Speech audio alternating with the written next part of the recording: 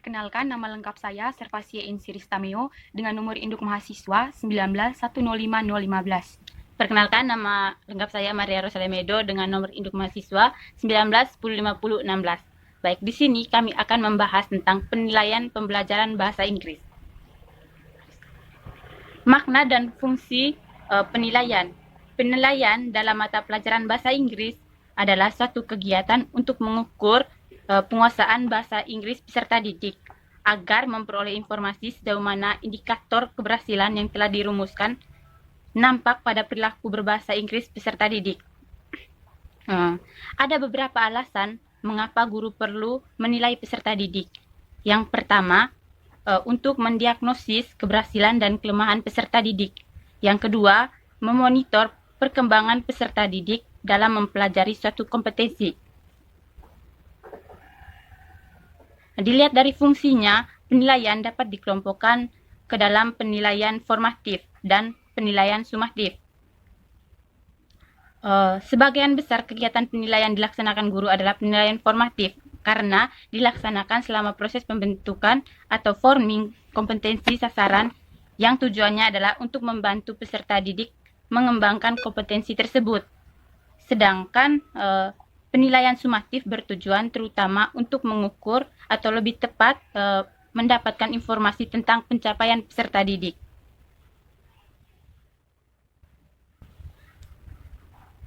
Prinsip-prinsip penilaian bahasa Inggris. Penilaian apa yang digunakan untuk perkembangan penilaian peserta didik? Ada 7 prinsip guru dalam mempertimbangkan ketika merancang butir-butir soal atau tugas dalam penilaian bahasa Inggris. Yang pertama, interpretasi, yaitu penulis dan pembaca menginterpretasi realita yang dihadapi, seperti peristiwa, pengalaman, gagasan, kemudian menerjemahkan realita tersebut ke dalam bahasa. Yang kedua, kolaborasi. Ketika seorang berbicara atau menulis, ia perlu mempertimbangkan siapa yang diajak berkomunikasi. Yang ketiga, konvensi. Cara orang membaca dan menulis dikendalikan oleh kaidah dan kebiasaan yang ada pada budayanya. Yang keempat, pengetahuan budaya. Keempat, keterampilan berbahasa berfungsi dalam suatu sistem. Yang pertama, keyakinan, lalu sikap, kebiasaan, cita-cita, dan nilai-nilai tertentu. Yang kelima, pemecahan masalah. Pada dasarnya, orang berkomunikasi untuk memecahkan masalah. Yang keenam, refleksi. Kegiatan berbahasa tidak hanya memahami atau mengungkapkan gagasan yang sedang dikomunikasikan, tetapi juga memberi kesempatan untuk merefleksi mengenai perilaku berbahasa.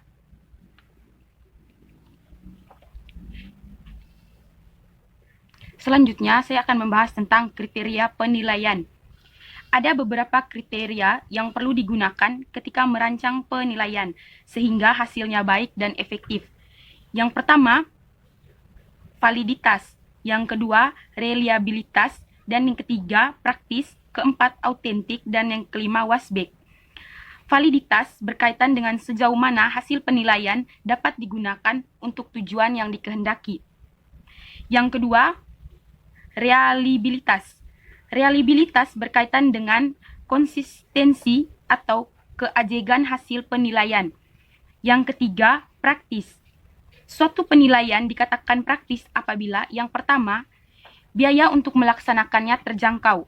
Yang kedua, pelaksanaannya tidak terlalu lama. Yang ketiga, pengadministrasiannya jelas dan mudah dilakukan. Yang keempat, penyekoran dan penginterpretasian tidak memakan waktu lama. Yang keempat, autentik. Autentik berkaitan dengan kesesuaian tugas penilaian bahasa dengan situasi komunikasi yang sesungguhnya atau dunia nyata. Yang kelima, wasbek. Wasbek adalah pengaruh tes terhadap proses belajar mengajar.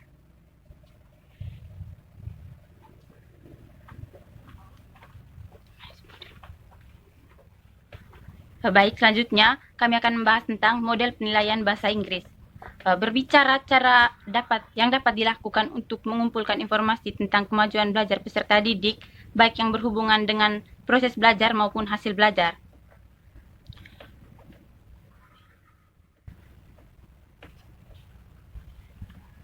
Belum.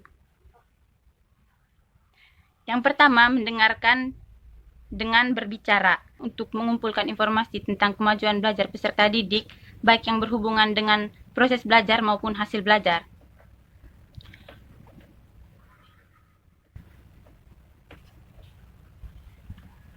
Belum. Yang pertama, mendengarkan dengan berbicara. Ketika memasuki kelas, guru sudah membawa format pengamatan yang memuat nama-nama siswa beserta aspek-aspek yang diamati seperti penggunaan kosakata, tata bahasa, intonasi, dan lafal secara benar dan lancar. Yang kedua, bercakap-cakap dan bertanya jawab. Kemampuan bercakap-cakap dan bertanya jawab dalam bahasa Inggris dapat dinilai dengan menggunakan berbagai stimul. Misalnya gambar, situasi, dan peta. Nah, yang ketiga, retelling. Retelling adalah tugas untuk menilai kemampuan menceritakan kembali secara lisan atau tertulis dengan bahasa sendiri satu teks yang didengarkan. Yang keempat, mendengarkan dengan menulis, yaitu membuat catatan dari suatu ceramah pendek. Yang kelima, mendengarkan. Mendengarkan untuk memahami pembicaraan, seperti listening for the gist, for the main idea, and making inference. Yang keenam, mendengarkan dengan berbicara dan menulis. Peserta didik misalnya menonton film yang mereka tentukan sendiri, kemudian menceritakan kembali isi film yang ditonton tersebut kepada temannya di kelas. Tugas diakhiri dengan membuat sinopsis film tersebut secara tertulis. Yang ketujuh, berbicara.